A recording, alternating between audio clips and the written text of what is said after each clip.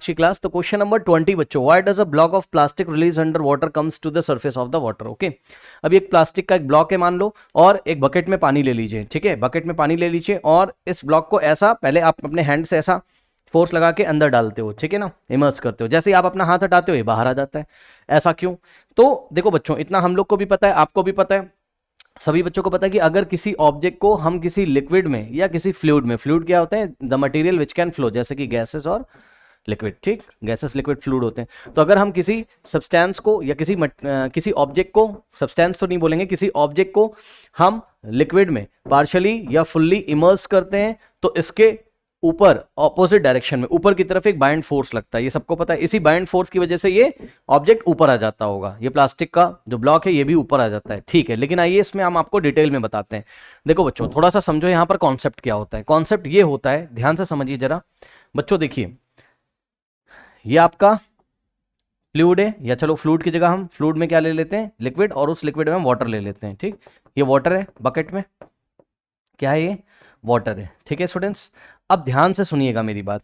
जब आप कोई ऑब्जेक्ट यहां पर वाटर के सरफेस पे रखते हो, ठीक, तो ध्यान से यहां पे कॉन्सेप्ट होता है, समझिएगा जरा बच्चों, ठीक। देखो, ये जो ऑब्जेक्ट है अगर इसकी डेंसिटी वाटर से ज्यादा है, ध्यान दीजिएगा। अच्छा, इसके पहले एक और कॉन्सेप्ट समझिए जरा।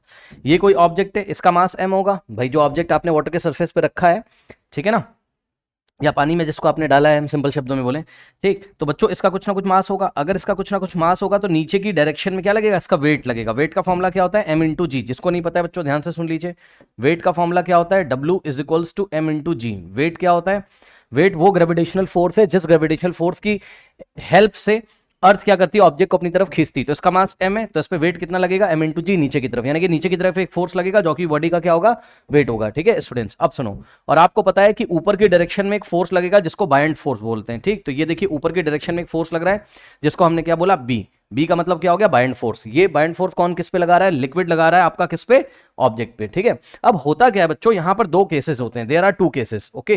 केस वन, ध्यान से सुनिएगा मेरी बात, ध्यान से देखो। केस वन क्या होता है, if density of object, ये जो ऑब्जेक्ट आपने इस वाटर सरफेस पे रखा हुआ है, if density of object is greater than density of liquid,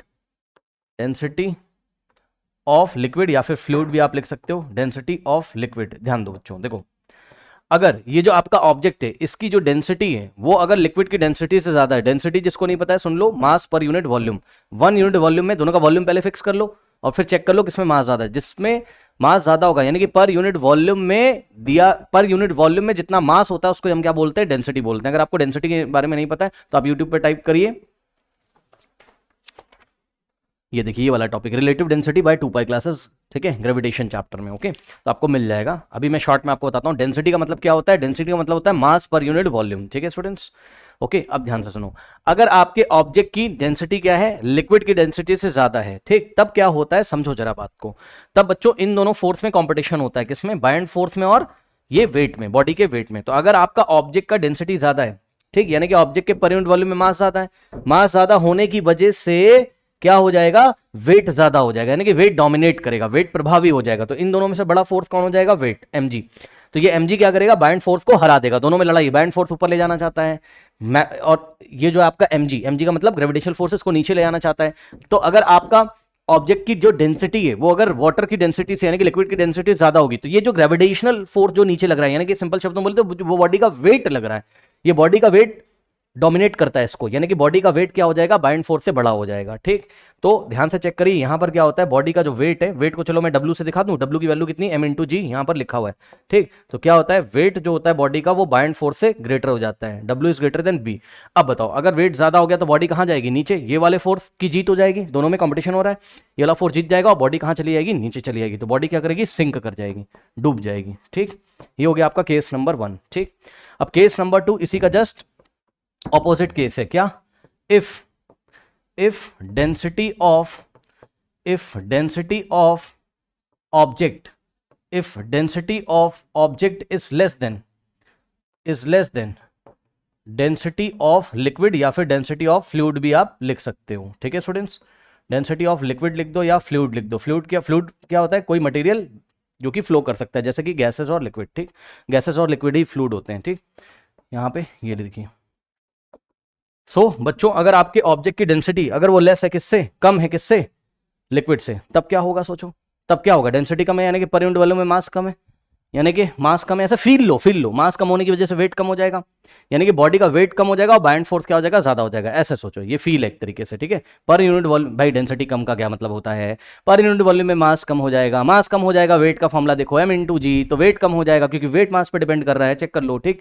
तो वेट अगर बॉडी का कम हो जाएगा तो बाइंड फोर्स क्या हो जाएगा, ज्यादा हो जाएगा, ऐसे सोचो। तो अब कौन जीत जाएगा, बाइंड फोर्स, यानी कि bind force is greater than क्या हो जाएगा, bind force is greater than क्या हो जाएगा, बॉडी का वेट। अब बताओ अगर बाइंड फोर्स ग्रेटर हो जाएगा तो ये ऑब्जेक्ट कहां चला जाएगा, ऊपर, क्योंकि भाई ये इसको कहां ले जाना चाहता है, बाइंड फोर्स ऊपर, ठीक है स्टूडेंट्स। तो ये बात है।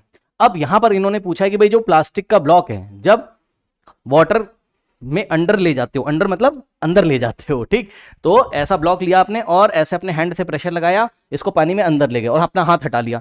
जैसे आप जब तक हाथ लगा के रखते हो आप अपना, तब तो भाई आप उसको ऊपर से दबा रहे हो ना, तब तो आप वेट को सपोर्ट कर रहे हो नीचे की डायरेक्शन में, नीचे की डायरेक्शन में और फोर्स हो जाएगा, एक तो वेट लग रहा है नीचे की डायरेक्शन में, ऊपर से आप अपने हैंड से फोर्स लगा रहे हो तो नीचे ज्यादा फोर्स हो जाएगा, तब तो बेचारा नीचे रहेगा।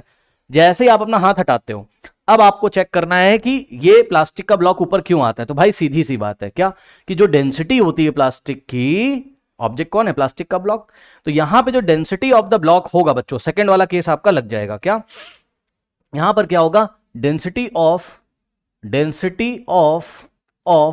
जो प्लास्टिक बॉल है, ब्लॉक है बच्चों, okay, plastic density of plastic block is less than density of water.